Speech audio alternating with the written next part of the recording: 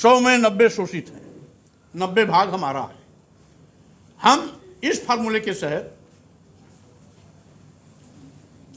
अनुसूचित जाति, अनुसूचित जनजाति और पिछड़ों को सम्मान स्वाभिमान के साथ खड़ा करेंगे, क्योंकि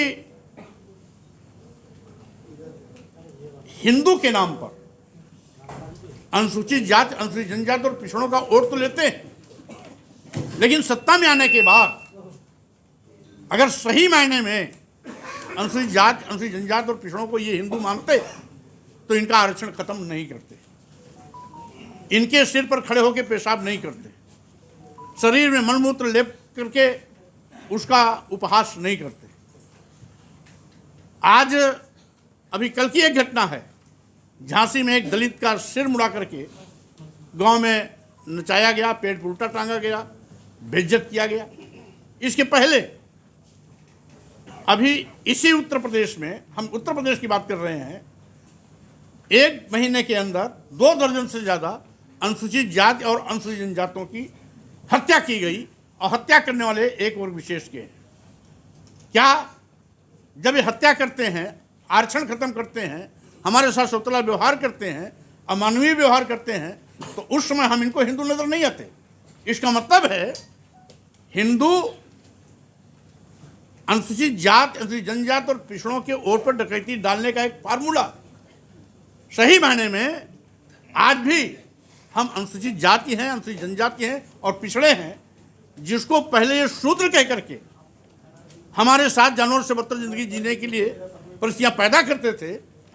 आज भारतीय संविधान लागू होने के बावजूद भी भारतीय संविधान का अनुकरण ठीक से न करके मनोव्यवस्था के मुताबिक समाज को संचालित करने की कोशिश कर रहे हैं। यही कारण है कि सबका साथ सबका विश्वास का नारा देने वाले लोग आज सबसे ज़्यादा अनुसूचित जनजाति, अनुसूचित जाति और पिछड़े वर्गों पर कहर बर्पा कर रहे हैं, जुल्म-जाती अत्याचार कर रहे हैं, हत्याएं कर रहे हैं और साथ ही साथ सार्वजनिक रूप से इनको अपमानित करने का घिनौना कृत्य कर रहे हैं। इसीलिए मैं कहना चाहता हूँ, यह जो 100 में 90 की आबादी है, इसको हम एकजुट करके सम्मान स्वाभिमान के साथ खड़ा करेंगे। और आज का भारतीय संविधान ही हमारा सबसे बड़ा धर्म ग्रंथ है। समतामूलक समाज की स्थापना करने का मंत्र ही हमारा सबसे बड़ा धार्मिक अस्त्र है। इसलिए हम इस रास्ते पर चल करके अपने महापुरुषों के सपनों को साकार करेंगे और समतामूलक समाज की स्थापना के लिए आगे बढ़ेंगे। धर्म इस देश में एक नहीं अनेक है, तो यह हिंदू, मुसलमान, सिख, ईसाई, बौद्ध, जैन से भारत नहीं चलेगा। भारत चलेगा भारतीय संविधान से, क्योंकि भारतीय संविधान का दर्जा किसी भी धर्म और धर्म ग्रंथ से ऊपर है। तो हमारे लिए हमारा धर्म राष्ट्र धर्म भारत, हमारा धर्म राष्ट्र धर्म है। भारत का अस्तित्व बचाना हम सबकी सामूहिक जिम्मेदारी है। भारतीय संविधान के बताए रास्ते पर चलना हमारा सबसे बड़ा धर्म। ऐसा है कि हर महापुरुषों के साथ समय समय पे एक बदलाव तो ज़रूर आता है, चाहे वो गांधी जी हो, चाहे बाबा साहब हो, चाहे कार्ल मार्क्स हो, वो अपने समय के साथ होता रहता है। लेकिन उसका जो मूल रूप से जो ढांचा होता है, जो फिलोसॉफिकल फाउंडेशन होता है, वो इंटैक्ट रहता है। कसूर होता है उस रास्ते पर चलने वाले लोगों का, वो महापुरुषों का कसूर नहीं होता है। अगर उसको सही लोग मिले तो फिर एक बार उसको पुनर्जीवित ताकत के साथ किया जा सकता है। यही तो इन्होंने कहा कि हम पॉसिबल है, हम बिलीव करते हैं कि हम फिर एक बार कर सकते हैं।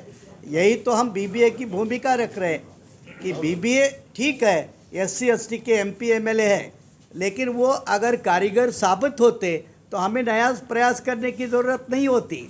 131 मेंबर ऑफ पार्लियामेंट में पड़े हैं, शेड्यूल कास्ट के 84 है, ट्राइब के 47 है, बैकवर्ड के 137 है, मुस्लिम के 24 है। लेकिन अगर ये अपना काम ईमानदारी के साथ कर सकते थे तो हमें BBA की फिर ज़रूरत नहीं पड़ती थी। इसलिए ये कसूर बाबा साहब का नहीं है, बाबा साहब के विचारों के ऊपर चलने वाले लोगों की कमी जिनमें है उनका कसूर है। आज तक जिनको संभव हुआ ऐसे सारे दलों को हमने संपर्क किया, जो आज आए उसमें से लगभग 38-39 पॉलिटिकल पार्टी के लोग हैं।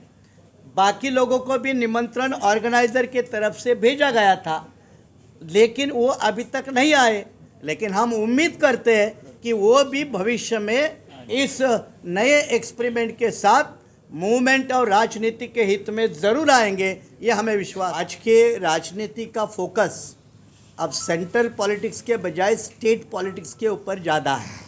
जितने जितने स्टेट्स यूनिट मजबूत रहते हैं तो सेंटर की राजनीति मजबूत होती है।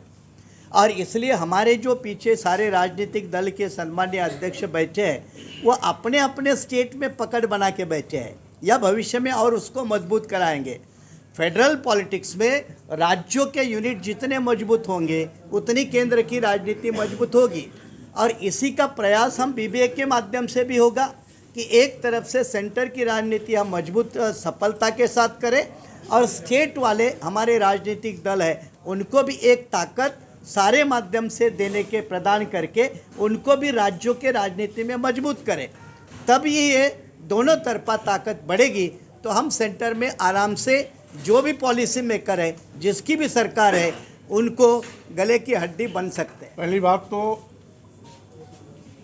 पूरे देश में संविधान बचाओ देश बचाओ का नारा मैंने दिया था। अच्छी बात ये रही कि सभी राजनीतिक पार्टियों ने इसको अपना मुद्दा बनाया, और जिसके कारण केंद्र की भाजपा सरकार बैसाखी पे आई। भले ही भाजपा का सुपड़ा न साफ हुआ हो, लेकिन बैसाखी पर आने से ये तो स्पष्ट हो गया कि संविधान बचाओ का नारा सामयिक था, और आगे भी मुद्दा रहेगा। क्योंकि आज जिस तरीके से यथास्थितिवादी ताकतें सत्ता में आने के बाद संविधान विरोधी काम कर रही हैं, स्वाभाविक रूप से ये संविधान पर प्रत्यक्ष हमला है। इसलिए हम सभी अगर बाबा साहब के सपनों को साकार करने की बात करते हैं, तो संविधान बचाने की प्राथमिकता भी हमारी सर्वोपरि होगी। रही बात हम इसको कैसे कारगर करेंगे, जैसे कि कुछ प्रश्न आए जिसमें प्रश्न चिन्ह खड़े हुए, हम नकारात्मक बात पर विश्वास नहीं करते। बाबा साहब डॉक्टर अंबेडकर के बाद भी एक राजनीतिक शून्यता आई थी, लेकिन मानवर कांशीराम जी पैदा हुए। उन्होंने सामाजिक परिवर्तन आंदोलन के माध्यम से बाबा साहब डॉक्टर अंबेडकर के विचारों को घर घर जन जन तक पहुंचाया। यही नहीं, पूरे देश में बहुजन समाज के सम्मान स्वाभिमान को जगाकर जिसकी जितनी संख्या भारी उसकी उतनी हिस्सेदारी के फार्मूले पर समाज के अंतिम पायदान पर खड़े हुए लोगों को सत्ता के गलियारे तक पहुंचाने का भी काम किया। जब मानवर कांशीराम साहब सफल हो सकते हैं, तो उन्हीं के मिशन के सिपाही हम लोग भी हैं। मानवर कांशीराम जी के रास्ते पर चल करके हम लोग सफल क्यों नहीं हो सकते? बिल्कुल हो सकते। इसलिए हम सकारात्मक सोच के साथ आगे बढ़ रहे हैं।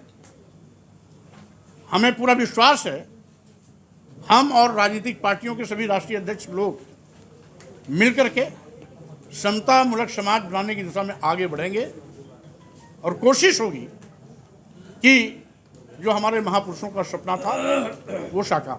यही दुखद है, आज ये बीबीए बनाने की आवश्यकता क्यों? इसीलिए कि संप्रभु राष्ट्र पर कुछ यथास्थितिवादी ताकतें चोट पहुंचाने की कोशिश कर रही हैं। हिंदू मुस्लिम सिख ईसाई सब हैं आपस में भाई भाई का जिस देश में नारा लगता था, वहाँ हिंदू मुस्लिम के नाम पर सौहार्द बिगाड़ा जा रहा है। अभी बहराइच की जो घटना दिखाई गई, सीधे सीधे वहाँ पर जो भी भीड़ print media, electronic media, social media के माध्यम से सार्वजनिक हुई है, तोड़ फोड़ करने वाले, आगजनी करने वाले, एक वर्ग विशेष के घरों पर हमला करने वाले, दुकानों को जलाने वाले, घरों में आग लगाने वाले लोग नारा लगा रहे थे, जय बजरंगबली, जय श्री राम। मैं यथार्थवादी ताकतों से सवाल करता हूं, क्या जय श्री राम का नारा, जय बजरंगबली का नारा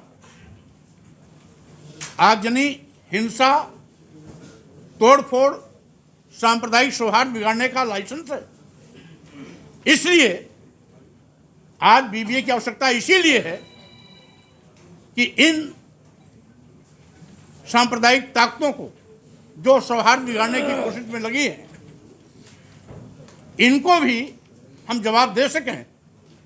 इसलिए इस देश के दलितों, आदिवासियों, पिछड़ों को सम्मान स्वाभिमान के साथ खड़ा करना आवश्यक है, और वो तभी खड़े हो सकते हैं जब उनके पास कोई विचार हो, और वो विचार है बाबा साहब डॉक्टर अम्बेडकर का, हमारे सामाजिक परिवर्तन के महापुरुषों का, मनोहर कांशीराम साहब जी का, जिसके बिना पर हम इस बात को घर घर जनता तक ले जाएंगे, सावधान करेंगे, सजग करेंगे। क्योंकि मेरी मान्यता है इस देश का मुस्लिम, इस देश का ईसाई विदेशी नहीं है।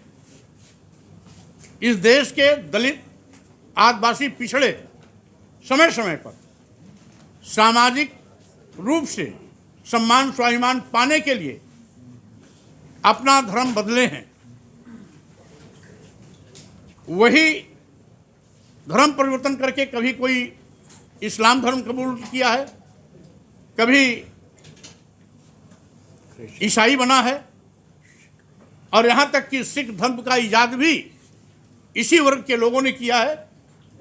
क्योंकि हमारी आदि संस्कृति बौद्ध संस्कृति रही है, हजारों साल तक ये बौद्ध राष्ट्र के रूप में था। हिंदू राष्ट्र की मांग करने वाले लोग इस देश के दुश्मन हैं, भारतीय संविधान के दुश्मन हैं। जब भारत संप्रभु राष्ट्र है तो हिंदू राष्ट्र क्यों? अगर हिंदू राष्ट्र बन सकता है तो बौद्ध राष्ट्र क्यों नहीं, जैन राष्ट्र क्यों नहीं, मुस्लिम राष्ट्र क्यों नहीं, सिख राष्ट्र क्यों नहीं? इसलिए मेरी मान्यता है जो भी धर्म विशेष के नाम पर राष्ट्र की मांग करता है, ये देशद्रोही है, संविधान विरोधी है। ऐसे लोगों के खिलाफ कठोर से कठोर कार्रवाई होनी चाहिए। और यथार्थवादी ताकतें चुप हैं, क्योंकि अप्रत्यक्ष रूप से उनका इनको सह मिल रहा है, सहयोग मिल रहा है। हिंदू राष्ट्र का मतलब इस देश में मनु का विधान लगेगा। जब मनु का विधान लगेगा तो यहाँ पर फिर इस अनुसूचित जाति, अनुसूचित जनजाति, पिछड़ों को शूद्र के रूप में प्रताड़ित किया जाएगा, अपमानित किया जाएगा, धन, धरती, शिक्षा, सम्मान से वंचित किया जाएगा, गुलाम बनाया जाएगा। और इसीलिए हम चाहते हैं कि बाबा साहब डॉक्टर अम्बेडकर तथा देश के तमाम आज़ादी के उन रणबांकुरों ने जो एक सपना संजोया था कि आने वाला भारत खुशहाल होगा, संप्रभु राष्ट्र के रूप में मजबूत होगा, और हमारा हर नौजवान अपने पैरों पर खड़ा होगा, सम्मान स्वाभिमान की ज़िंदगी जिएगा, यह सपने साकार हों। इसलिए भारतीय संविधान और संप्रभु राष्ट्र को सशक्त बनाने और साथ ही साथ उसकी सुरक्षा में किसी हद तक संघर्ष करने की आवश्यकता पड़े तो लड़ने के लिए हम लोग तैयार होकर के इस गठबंधन को तैयार कर रहे हैं, जिससे कि इस देश में जातवाद, छुआछूत, ऊंच नीच, भेदभाव खत्म हो, विषमता खत्म हो, और हिंदू मुस्लिम भाईचारा बना रहे। जिस प्रकार से सभी हिंदू, मुस्लिम, सिख, ईसाई, बौद्ध, जैन, पारसी सब संविधान की नज़र में एक हैं, वो एका बनी रहे, ये हमारा लक्ष्य है।